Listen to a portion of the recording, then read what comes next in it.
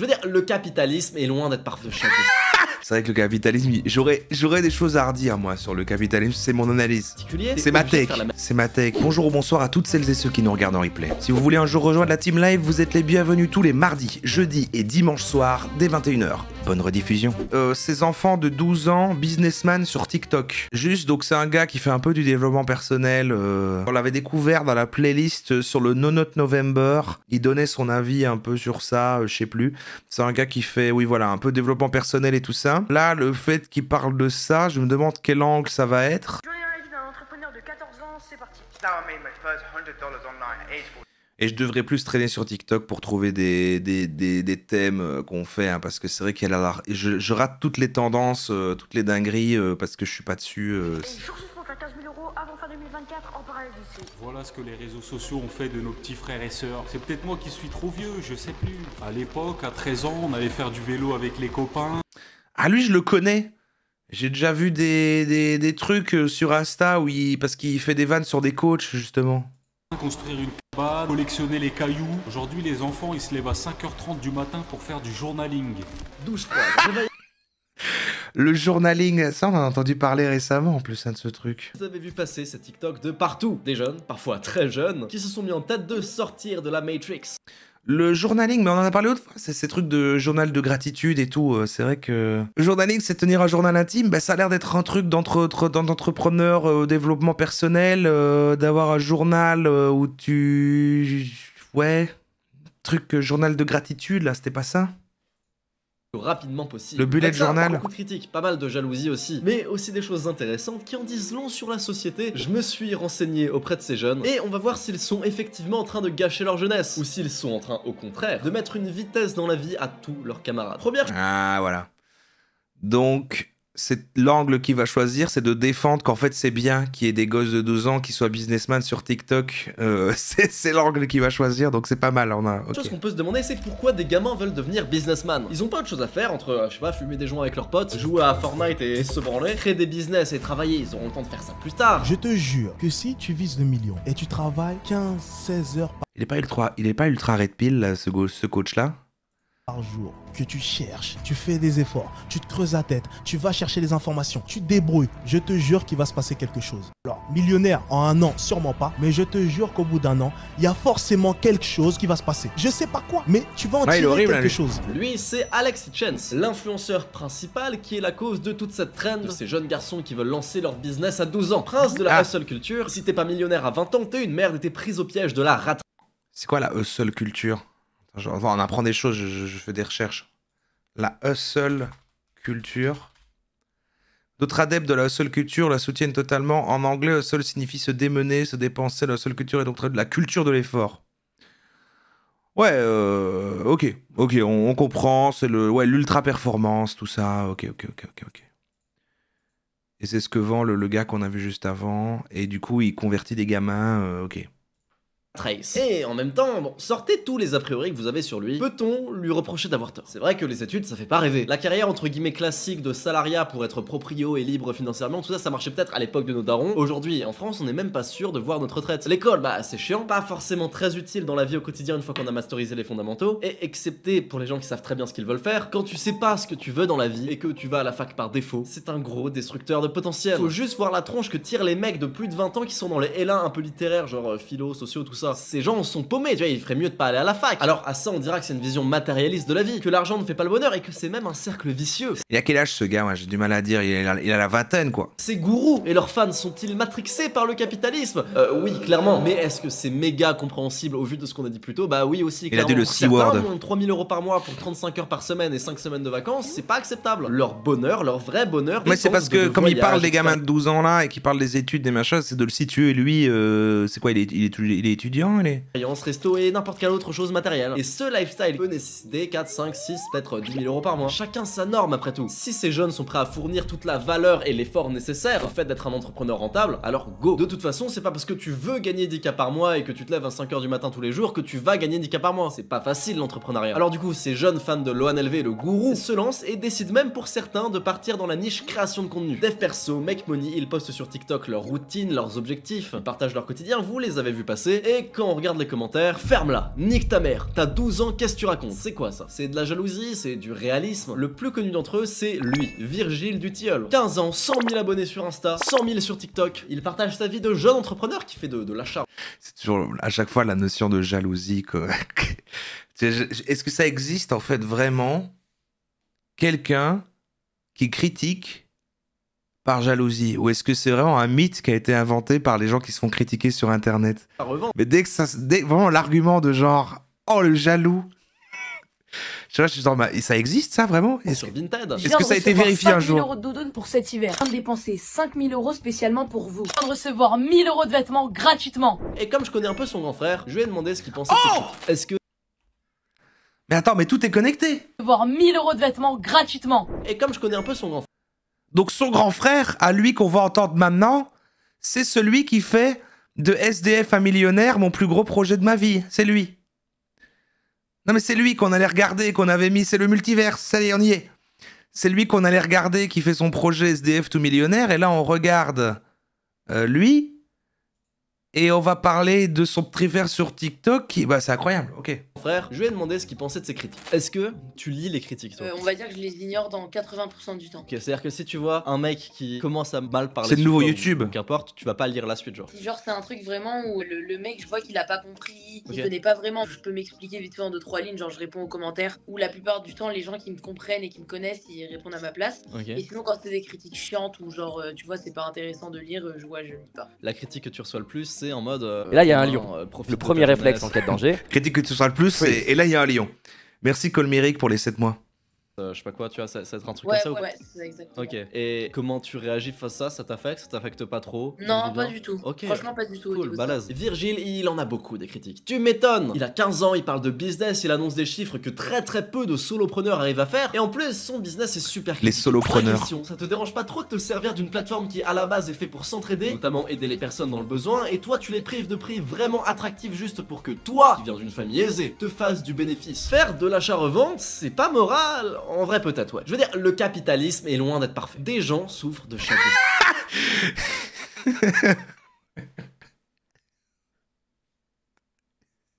Mais bon, si tu commences à adopter cette grille de lecture moralisatrice sur les parties... Ok. Là, il dit pas le mot, mais ça parle de dropshipping. Ça parle de dropshipping et il fait bon. C'est vrai que le capitalisme, j'aurais des choses à redire, moi, sur le capitalisme, c'est mon analyse. C'est ma tech, c'est ma tech. Même chose sur les entreprises. Oui, tu crées de la souffrance, car tu empêches avec ton bot à des gens dans le besoin d'avoir des vêtements à un prix moins cher que ce que tu leur aurais vendu. Mais tu crées aussi de la souffrance quand t'achètes des Nike, quand t'écris ce commentaire depuis ton iPhone. Malheureusement, si t'es un vrai capitaliste, t'es obligé de penser en termes de marché sans affect. Et si t'es un vrai anticapitaliste, tu peux pas reprocher uniquement aux humains qui s'affichent sur TikTok d'utiliser les mêmes stratégies qu'utilisent toutes les entreprises au monde. Sûr, je te dis pas que si t'es anticapitaliste, tu dois vivre son téléphone, hors de la société et compagnie, non, je te dis pas ça. Mais ce que tu reproches à un humain qui essaie de faire 10K par mois pour s'en sortir, tu peux pas l'omettre quand toutes les entreprises chez qui t'achètes font la même chose en 10 fois pire. Mais bon, vu que c'est un gosse qui s'affiche sur TikTok, c'est bien plus direct comme impact entre ceux qui souffrent de l'action et le bénéficiaire de l'action. Compliqué, hein? Personne te saute dessus et tabasse. Pourtant, tu crées tout autant de souffrance, si ce n'est plus. Tu vois, c'est un peu ce qu'il a dit. Il dit attention, c'est presque le même avec oh mais tu critiques le capitalisme mais tu y participes. Mais oui ok, non mais là c'est quand même un gosse qui fait du dropshipping un peu agressif, bizarre. Bah bon ok, on félicite juste le fait qu'il se fait de l'argent en étant jeune. Bon. Pour créer ton iPhone, des enfants sont quand même morts noyés dans des mines de cobalt, tu sais, pour avoir ta batterie en lithium-ion. Mais comme la distance entre toi qui achètes l'iPhone et l'enfant esclave est suffisamment éloignée, on va beaucoup moins appliquer une grille de lecture morale à tout ça. C'est la même chose quand on dit si les abattoirs avaient des vitres, ça ferait longtemps qu'ils seraient fermés. La plupart du temps, quand on parle de morale, on parle surtout de distance. Je dis pas que j'ai pas mes propres biais à moi, mais à un moment donné, soit t'es un vrai anticapitaliste et tu me dis que faire de l'achat-revente, se placer en intermédiaire, c'est du parasitage, et ça de manière générale est adapté à tout type d'intermédiaire, soit t'es un peu jaloux. Bon voilà, ça a pris du temps, mais on est jaloux. On est jaloux. Mais attendez, c'est compliqué parce que je suis un peu un intermédiaire, genre techniquement je vends du Oli quoi moi maintenant.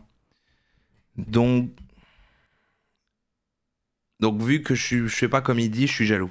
Démonter la critique principale que se prend Virgile. Évidemment, c'est pas la seule. Avec toutes ces critiques, comment ça se passe à l'école? Du coup, t'es encore en cours? Je suis au CNED. Ah, t'es au CNED, donc t'es plus au lycée? Ça fait 3 semaines. Et pourquoi? Parce que le lycée te cassait les couilles, ça? Ouais, vraiment, j'étais pas dans ce qui me plaisait. Il a arrêté l'école, là? Genre j'étais en jardinerie, tu vois. Ouais. Là au CNED, j'ai juste choisi les matières principales. Ah non, d'accord. C'est quoi le CNED? Ouais. Français, histoire, maths. Ok. Voilà. À l'école, c'était comment par rapport à tes vidéos? Parce que j'imagine que ça fait longtemps que tu fais de l'achat-revente, mais ça fait pas longtemps que les gens sont au courant. Genre les gens, ils se reconnaissaient, ils t'en parlaient. Ouais. Mais achat-revente, ils ont enfin compris qu'il fallait plus dire dropshipping, que le mot était sali, et ils sont revenus à dire achat-revente, comme Oyomi qui dit aussi e-commerce 2.0. Bon, mais globalement, c'est du dropshipping, quoi. Ah non, parce que achat-revente, il peut avoir du stock, quoi, c'est ça. Dropshipping, il n'y a pas de stock, et là, lui, il achète des vêtements, il a du stock, vu qu'il monte les vêtements, je crois. Peut-être il y a du stock, peut-être il y a du DDR de stock. Enfin, on s'en fout. Centre national d'études à distance. Ah, il peut faire ça de chez lui, tout en faisant ses TikTok où il vend des vêtements plus chers. Ouais, hyper sympa. Ils se demandaient un peu comment je faisais. Et là, il y a un lion. Voilà. Ouais, le premier réflexe en cas de danger. Bah, achat-revente, c'est du business. Bah, finalement, à toute échelle, si on met tout sur le même plan d'égalité et qu'on nuance pas, bon, bah, si t'as un magasin, t'achètes tes stocks chez un grossiste et ensuite tu revends ce que tu as acheté avec une marge. Bon, bah voilà. Merci Blabla au Rhum pour les 6 mois. Maintenant, c'est au cas par cas à voir à quel moment c'est bizarre. Et puis bon, bah, entre en jeu un positionnement tout à chacun de voir à quel moment, où se situe la limite de quand ça devient bizarre. Bon, et puis bah, ok, on survit. Bon, on ne joue qu'avec les règles d'un système dans lequel on est. Bon, voilà, bref. Je trouve pas que c'est ça le problème. Moi, c'est juste que là, il est en train de défendre le business d'un gosse. Moi, je voudrais que le sujet soit... C'est triste quand même. Je veux pas m'enlever de l'idée que le gamin de 12 ans, bah, quand il sera plus âgé, il se dira mais j'ai raté, j'ai pas eu mon enfance, quoi. Un peu comme certains enfants stars. Enfin, je sais pas. Chill, amuse-toi. J'avais une meuf. Moi, j'aurais aimé que ça dure le plus longtemps possible, cette période d'insouciance, pas commencer à entreprendre le plus tôt possible. Qui se faisait cyberharceler sur internet à cause d'une vieille vidéo virale d'elle. En gros, un Vine un peu gênant où beaucoup de gens se moquaient d'elle. Elle est même passée dans une vidéo de Squeezie à l'époque. Et pourtant, je me rappelle très bien que dans la vraie vie, au collège, personne n'allait la voir pour lui casser les couilles ou lui en parler. Quand tu harcèles sur internet, en général, dans la vraie vie, c'est pas la même. En plus, Virgile, on dira ce qu'on veut, il gagne quand même 15K par mois à 15 ans. Il est en train de dire en plus que le cyberharcèlement, ça existe pas? C'est peut-être même une petite resta au lycée. Sinon, ce qu'on peut aussi se dire, et ce qui est légitime, hein, c'est que peut-être que quand t'as 15 ans et que contrairement à tous tes potes, tous les jours t'es là, tu... Et c'est moi où il a la bague qui mesure les trucs comme on a vu dans le biohacking là. Il a une bague qui mesure la data de son corps. Il t'apprend sur le business, tu te développes, t'es sans doute dans une autre matrice. T'es tout aussi déconnecté, t'as peut-être donc moins de potes. Est-ce que t'as du temps libre? Alors moi j'ai un local et je taffe que là-bas, donc ça veut dire que, sauf quand je dois tourner des vidéos chez moi, que je la tourne dans le studio de mon frère. On va dire que mes horaires c'est tout le temps, genre 10-18 heures. Mais c'est son frère qui est déjà un entrepreneur qui a l'air déjà jeune, qui est fan des plus autres entrepreneurs. Il y a un modèle qui se répète parce qu'en fait, le gars que je vous ai montré là, qui est SDF tout millionnaire, il est dans la roue avec une autre vidéo où en fait, il va passer une journée avec Yomi, avec Yomi Denzel, pour voir son train de vie et tout. Et c'est un méga gros fan zouze de Yomi. Et donc, après, il a influencé son petit frère qui est lui d'entreprendre aussi, en fait. Et tout est connecté, en fait. Tout est connecté de génération en génération. Je travaille, je pense, 4-5 heures par jour maximum. Après 18 heures, souvent, je sors très souvent avec mes potes. Okay. Le week-end, je bosse pas non plus. Et du coup, là, quand le CNED va démarrer, je pense que je rentrerai à 18h30, 19h et j'arriverai à 9h au local. Ok, mais t'as du temps libre, quoi, en gros. Ouais, j'ai du temps libre. Encore plus si je délègue des choses pour développer. Ouais, si tu délègues l'achat-revente, tout ce qui est prendre des photos, envoyer des colis. Bah ouais, pas forcément. Et puis, l'important... Il envoie des colis. Ouais, donc il y a du stock. Oui, ok. Non, c'est pas justement d'avoir... Et je m'intéressais là-dessus parce que du coup, c'est... Oui, bon, ok, pas de dropshipping. Est-ce que maintenant, du coup, parce qu'il y a un effort en plus, bon... Avoir des bons potes qui ont les mêmes centres d'intérêt ou amis... De nouveau, il détourne le sujet, en fait. Il nous fait nous poser des questions sur c'est quoi son business, alors qu'il aurait fait le même vidéo et analyserait le business de quelqu'un qui a pas les 12 ans. C'est un business juste chiant, un peu nul. Bon, il se fait de l'argent comme ça. Il est en train juste de placer le fait que son business tient la route et fonctionne, et que c'est pour ça que du coup, il a pas besoin d'aller à l'école ou faire les autres trucs chiants de gosse, mais c'est pas ça le sujet pour moi, c'est dommage. Qui nous comprennent. Sinon, une autre critique qui revient extrêmement souvent à l'égard de ces jeunes, c'est celle-ci. Frérot, profite de la vie, tu penseras à gagner de l'argent plus tard, t'es trop jeune pour ça. Demandons encore une fois l'avis à Virgile. Alors, qu'est-ce que tu penses, toi, de la phrase? Moi, je dis ça aussi. Est-ce que je suis un boomer de dire ça? Je sais pas. C'est vrai que pour moi, non, fais pas ça, quoi. Mais en fait, j'ai envie de le dire, fais pas ça aussi à des mecs de 20 ou 30 ans, en fait. Juste, faites pas vos business en ligne comme ça. Mais en même temps, c'est chiant d'aller au travail, je comprends. je sais que en n'apportant pas de solution, du coup, je suis pas vraiment mieux. Mais bon. Tu dois la recevoir souvent, le truc de profite de ta jeunesse. Qu'est-ce que t'en penses de ça? Moi, franchement, je pense qu'il faut trouver le juste équilibre. Ouais. Et moi, franchement, je l'ai trouvé. Donc, de pas non plus en faire trop. Parce que, en vrai, là, je sais que j'ai les ressources et les connaissances quand même pour être assez chill. Genre, tu vois, j'ai l'impression que là, sur les 3 prochaines années, je trouverai forcément quelque chose pour gagner au moins 2000 à 3000 euros, tu vois. Donc, du coup, je me dis que je vais pas non plus bosser comme un. S'il a le temps de quand même faire des trucs à côté et que du coup ça lui sert à acheter ses jeux vidéo machin et qu'il est cool et qu'il est chill et machin, bon, peut-être. Mais je trouve que enseigner et intégrer des valeurs, ces valeurs-là d'entrepreneuriat à tout prix via internet, de business en ligne, de trucs de coach de plus en plus jeunes chez des gens, c'est pas ça qui va sauver notre monde, notre société. Mais bon, ça fait réfléchir, hein. Ça fait réfléchir sur société. C'est la pub, j'ai mis le petit écran, ne vous inquiétez pas. 3K, ça a l'air d'être le RSA pour toutes ces sphères business. Ah ouais, c'est génial, c'est rien du tout. C'est les cacahuètes, ça. Ouais, je m'en sors avec 3K, après, voilà, tu sais, après je mets... J'appuierai sur...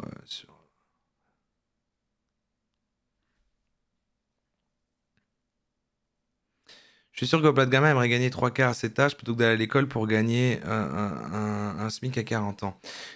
Ouais.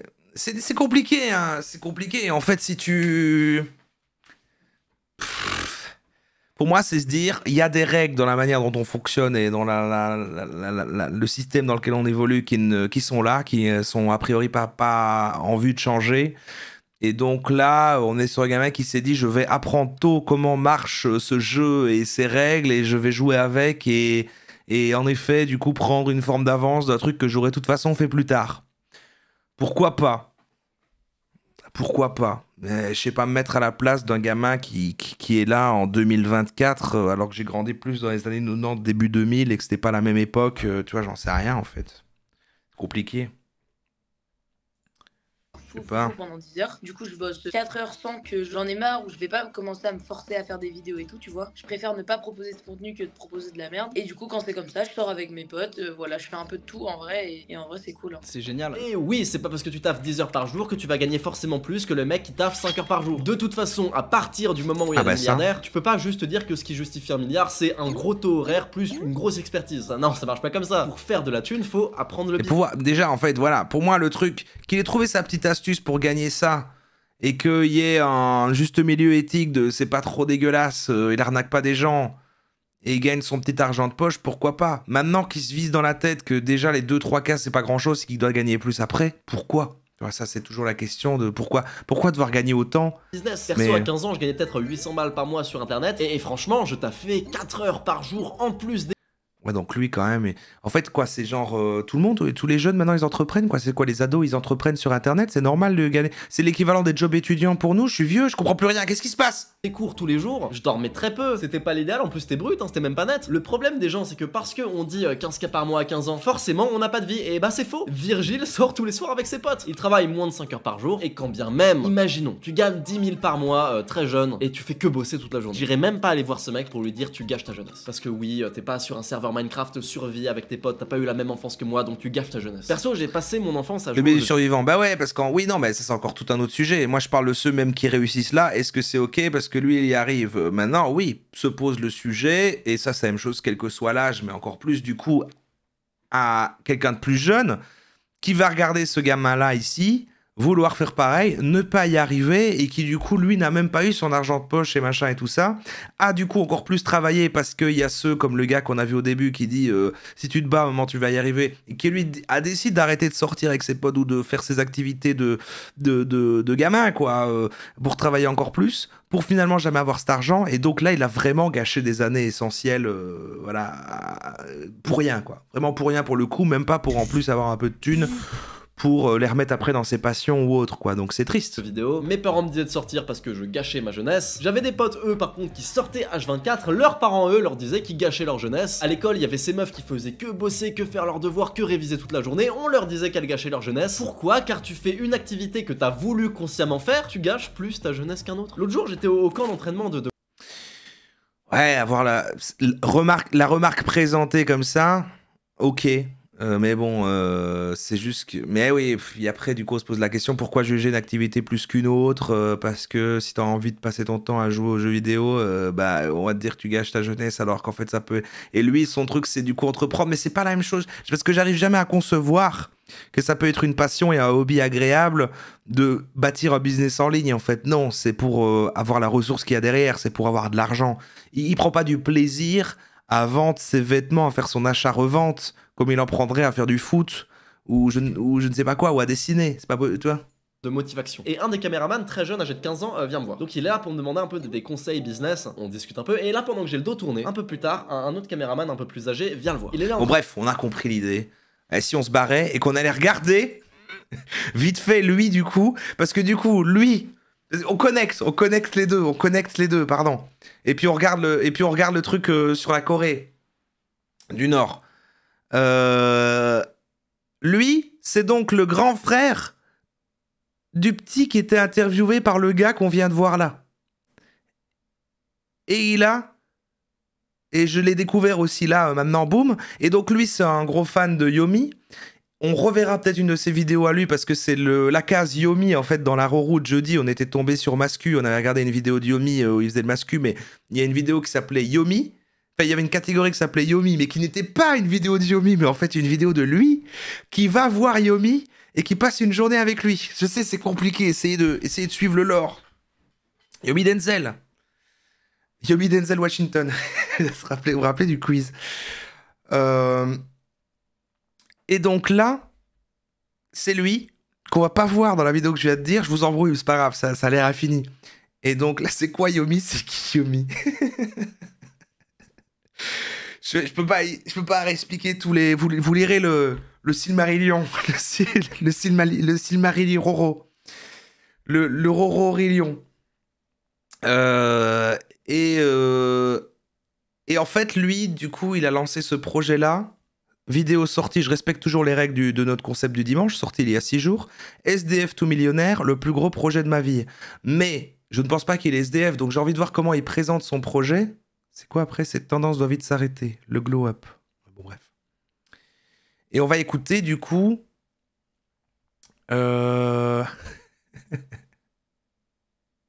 Yomi, c'est pas un ami de Oussama Hamar? Si, tout à fait. On a même vu dans l'autre vidéo qui disait qu'il aidait Oussama, qu'il l'avait mis en avant, qu'il le poussait. Ouais, ils bossent ensemble. C'est le gars qui a fait fortune dans le dropshipping, qui avait fait le gros concours sur Insta où il faisait gagner une voiture. On l'a vu jeudi dernier parler de théorie comment c'était? De psychologie évolutive, où il justifiait que les hommes font ceci, les femmes sont cela. Et il est riche. Salut Karim Asui. Je transmets. SDF à millionnaire, c'est de très loin le projet le plus ambitieux de ma vie. Et ça commence le 7 janvier. Il a un montage à la Yomi. 2024. L'objectif est simple, faire 1 million en 3 mois en partant de zéro. Alors, avant que ça démarre, j'ai à cœur de vous détailler 2-3 choses. 1. Les règles. Au niveau du matériel, nous commencerons avec... un sac complètement vide, un sac de couchage, un passeport et une pièce d'identité, une carte bleue vide, un téléphone avec une carte SIM et internet, du matériel pour se filmer, donc une GoPro qu'on aura toujours sur la tête, un micro-cravate. Il y a 3 genres, homme, femme et riche. Ah non, Yomi nous a expliqué que la richesse était liée à la masculinité, donc si tu veux être un vrai homme, il faut être riche. Il a dit ça jeudi. Faudra que je poste tout ça, j'ai pas encore mis les replays. Le téléphone aussi, des disques durs, des cartes SD. Et pour finir, une seule et unique tenue chaude de départ. Merci Karim Asui. Pas d'ordinateur, pas de rechange, pas de brosse à dents, pas d'oreiller. Ensuite, nous avons le droit d'utiliser nos compétences personnelles. D'accord, donc c'est un roleplay SDF quoi. Il démarre sans rien, entre guillemets, avec quand même caméra et tout, mais ça on peut dire que ça ne sert pas à faire de l'argent, mais à documenter le truc. Et il a juste un sac à dos, et une tenue chaude, et des papiers, et une carte vide, et le téléphone quand même. Bon, ok. Personnel, faire de la magie, des cours de sport, cours de cuisine, du montage vidéo. Mais par contre, nous n'avons pas le droit d'utiliser notre réseau, nos connaissances, nos amis. Il a le droit de faire de la magie? Nos proches, ou encore même des gens qui seraient amenés à nous reconnaître dans la rue. Pour finir, nous n'avons pas le droit d'utiliser notre argent personnel et c'est pourquoi on a créé un compte spécialement pour l'occasion avec juste une carte bleue et bien sûr 0 € dessus. Pas d'Apple Pay sur le téléphone ou encore d'autres cartes bleues, non. Voilà pour les règles de base. Maintenant, il a la caméra de côté comme les entrepreneurs. J'ai à cœur de nuancer quand même quelque chose. Nous n'avons absolument pas la prétention d'être de réels SDF.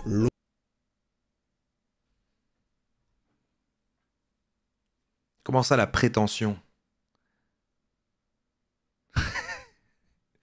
la phrase est finalement... la phrase... Il a mal choisi ses mots. Mais il essaye en fait de désamorcer. Il essaye de désamorcer. Parce qu'il s'est quand même rendu compte que dire ça comme ça pouvait être peut-être insultant. Mais il a utilisé le terme prétention. On n'a pas la prétention de se... à deux doigts de dire... On n'a pas la chance de prétendre en vrai. Ah oui, d'accord. Ah oui, d'accord. De se prétendre. Ah oui, dans le sens prétention, prétendre. Ok, oui, ça va. Oui, d'accord.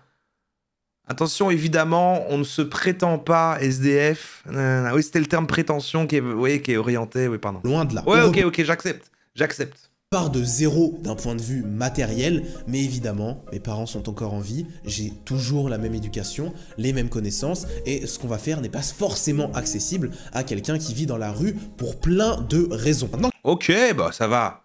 Ça va. Ça va, il a fait son disclaimer correct en mode je suis quand même conscient de comment marche la société. J'en attendais pas autant, presque. Ça c'est dit, sachez que je ne serai pas seul pour réaliser... Les connaissances, l'éducation, ça pouvait être un peu bizarre comme il l'a dit, mais le fait qu'il dit je suis conscient que ça ne marche pas comme ça, mais tu utilises quand même le mot-clé SDF, mais je comprends que c'est pour que le titre de son challenge soit clickable. Ce défi complètement fou, mais je serai accompagné de mon ami Jean Hollander. Jean, c'est mon coloc depuis 6 mois, on s'entend trop bien, il adore l'aventure, il est trop fort en business, et donc c'était la personne parfaite pour ce défi que vous aurez tout le temps de découvrir dans les prochaines semaines. Pour le lieu de départ... Tu sais ce qu'il annonce? Et on ira revoir un jour, on ira voir où il en est. On a décidé de commencer en France, mais pas n'importe où. On a décidé de commencer dans la ville de votre choix. Pour ça, on va tout simplement tirer au sort 5 villes en France, et celle qui obtiendra le plus de likes sera celle où on commencera le défi. Allez, générateur de villes en France. S'il vous plaît, s'il vous plaît, s'il vous plaît, des bonnes villes. Allez, il y en a 5. Ah. Ok. Ville numéro 1, Bellegarde sur Valserine. Numéro 2, Seclin. Numéro 3, Beaumont. Numéro 4, La Roche-sur-Yon. Et numéro 5, Velcy-Villacoublay. Velcy-Quacoubé. Est-ce qu'il y en a qui habitent ici, dans une de ces 5 villes? Est-ce qu'il y en a qui... Est-ce que c'est par chez vous, ça? Bon, les amis, à vos... C'est à côté de chez moi, c'est nul. Aux commentaires. Maintenant, c'est pas tout, vous allez aussi pouvoir participer à cette aventure en faisant des dons. Je vais lancer sur ma chaîne YouTube prochainement. Ah! Mais comment ça, des dons? Mais du coup... Une cagnotte, comme me l'a inspiré Ryan Tran aux États-Unis, où on va récolter de l'argent pour les restaurants du cœur. Il y aura des surprises au fur et à mesure de l'aventure pour les gens notamment qui donneront plus de 100 €. D'ailleurs, en parlant... Ah, c'est compliqué. Donc, c'est pas des dons pour eux pour qu'ils s'en sortent, c'est des dons pour les restos du cœur. Et du coup, c'est lié au concept que c'est SDF tout millionnaire. Et en même temps, l'attention derrière son truc, je trouve que ça raconte un peu le fait de regarder. Si les SDF se bougeaient le cul, ils pourraient devenir millionnaires. Et en même temps, il va aider les restos du cœur. Et c'est bizarre.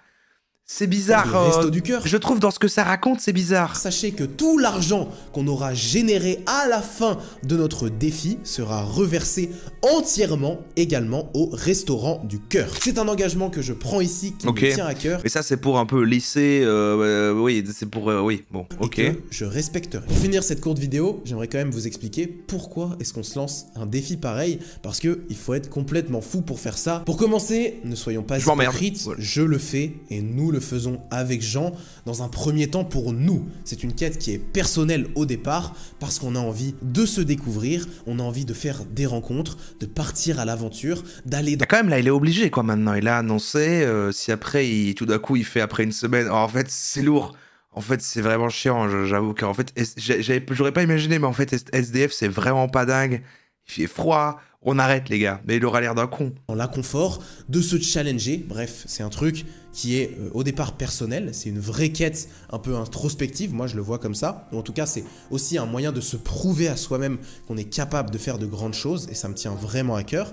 Mais au-delà de ça, c'est un message qu'on a envie de transmettre et qu'on a envie de partager. J'ai l'intime conviction que durant cette aventure, il va se passer plein de choses extraordinaires. Pourquoi? Parce que la chance, c'est quelque chose qui se provoque quand on est en mouvement, quand on s'expose au monde.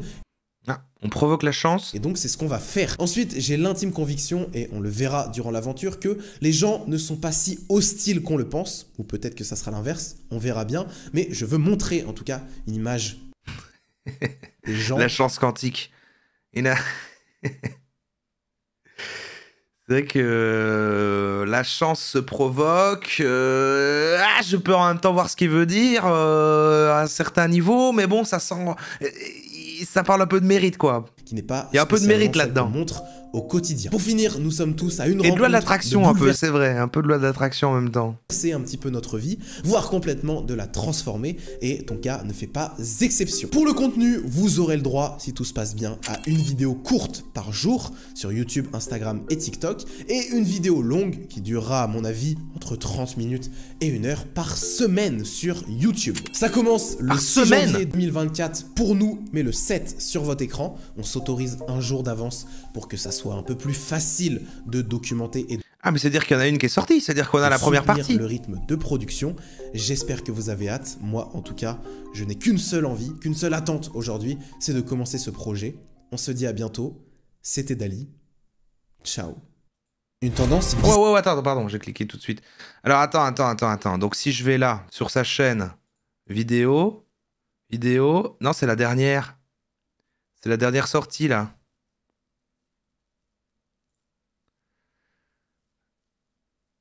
Regardez. Hop. Là, ça c'est la dernière, c'est celle qu'on vient de regarder. Ah, sur Instagram. Sa story. Ah, mais je peux pas aller sur Instagram par ici, moi.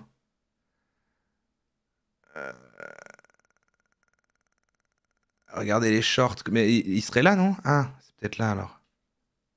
SDF tout millionnaire, épisode 0. De SDF à millionnaire, c'est de très loin le projet le plus ambitieux de ma vie, et ça commence le 7 janvier 2024. L'objectif est simple, faire 1 million en 3 mois en partant de zéro.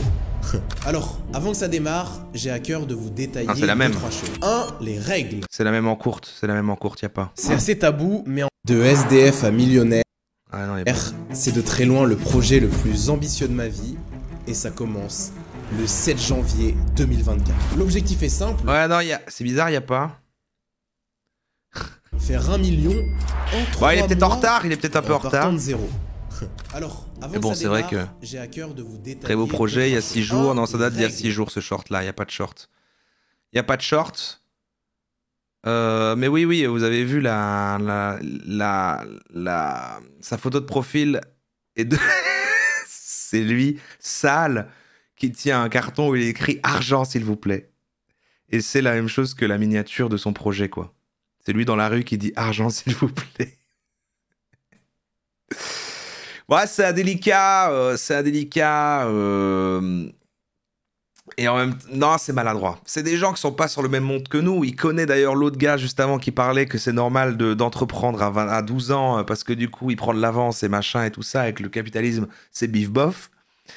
Et lui, du coup, il fait « Je vais essayer de voir ce que c'est en fait d'être pauvre. » Et je trouve quand même que ce que ça raconte, son truc, c'est « Regardez, si les SDF se bougeaient le cul, ils pourraient devenir millionnaires. » Même si il dit au début « Oui, il y a plein de facteurs voilà. Et en plus... le côté je vais, tu sais, il lisse un peu avec en fait les trucs iront pour les restos du cœur, et on peut imaginer que dans son truc il rencontrera d'autres SDF à qui il va raconter je suis en train de devenir millionnaire. Je me demande comment ces interactions vont se passer. Et il faudra voir comment ça prend forme après, en fait. Je trouve que là, l'intention, c'est un peu maladroit, mais en même temps, ça va, comme il a équilibré ça. Je pense pour sa communauté, ça va. C'est parce que nous, on est des chiants. Nous, on râle. Mais il a fait un équilibre qui est acceptable, je pense, pour une communauté de jeunes entrepreneurs. Maintenant, voir comment ça prend forme après, parce que je trouve ça très périlleux de pas foirer le bazar en termes de ton quand même. Bon. Mais ouais, bon, ok. J'imaginais ça plus insultant en fait quand j'ai vu le titre. J'imaginais ça encore pire. Peut-être que j'ai une vision pessimiste de ces gens. C'est vrai qu'en étant à la rue, tu découvres surtout la violence sur les gens autour de toi. Il commence sa vidéo propre avec des habits, sans la fatigue et l'épuisement d'une situation complexe qui dure depuis longtemps. Ça sent pas bon son histoire très méfiante, by the way. Combien de vues? 85 000 vues il y a 6 jours là. Vincent Macario, c'est vrai que ça fait penser à Macario, les trucs qui vont... Ouh là là, ouais non, c'est compliqué. En fait, il a l'air d'avoir d'autres vidéos où il... Regardez, en fait, si je vais là... On va pas la regarder maintenant parce qu'on va switcher, mais... Il a l'air d'interviewer des SDF dans la rue. Et la vidéo s'appelle « Pourquoi c'est impossible de rater sa vie ?» Bon bah je crois qu'on a trouvé un nouveau perso.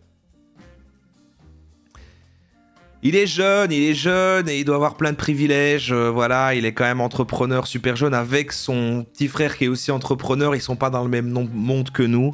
Je ne lui vois pas des mauvaises intentions. Je lui vois un manque de notion, de repère de ce qui peut être insultant ou vexant. Tu vois, des conneries comme ça quoi. Mais on verra comment ça prend forme. Franchement, j'irai voir. J'essaie de lui trouver des excuses, de voir un peu le pourquoi du comment, évidemment. Hein, mais bon, je trouve que c'est quand on verra le premier format long qu'on verra si vraiment il n'y a plus d'excuses. Je suis abusivement sympa. Non, mais vous savez, j'essaie de peser le pour et le contre en fonction de comment vous réagissez. Je vois que vous le détestez, donc après, bon, moi j'ai pas envie. Je suis devenu trop sympa. Vous trouvez? Ah, mais j'aime pas être méchant pour être méchant, quoi. J'ai analysé ce qui posait problème dedans, quoi. Je sais pas quel âge il a, et on a vu son frère tout à l'heure qui entreprenait à 12 ans. Là, il y a une... TikTok n'est pas un problème pour les jeunes. Il y a une flèche où il montre qu'il a 15 ans, mais quoi, là, il a 15 ans, là? C'est un mec de 15 ans? Je sais pas. J'en sais rien, je vous avoue. En tout cas, il est dans cette vague dev perso, machin. Bon. Il lit des livres.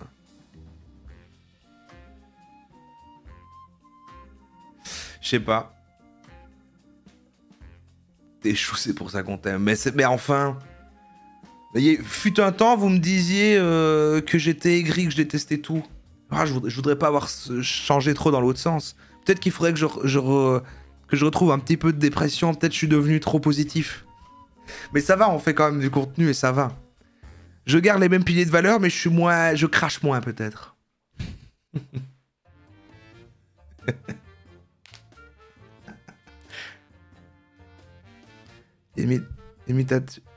T'as vaincu le cynisme? Je sais pas. Il y a une miniature de lieu en Musk. De quoi? De lui en Musk. Ah oui, putain, cette compétence à développer avant 30 ans et la moitié de son visage chez Elon Musk. Ouais, non, pardon, j'ai rien dit. C'est bon, c'est une merde. J'ai fait ça pour que le replay finisse comme ça.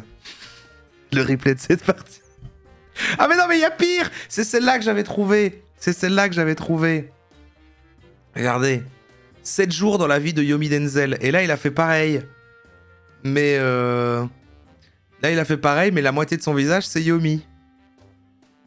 Et on la regardera un jour, celle-là. C'est dans la Roro. À la base, je l'ai découvert comme ça. Moi, je suis tombé là-dessus.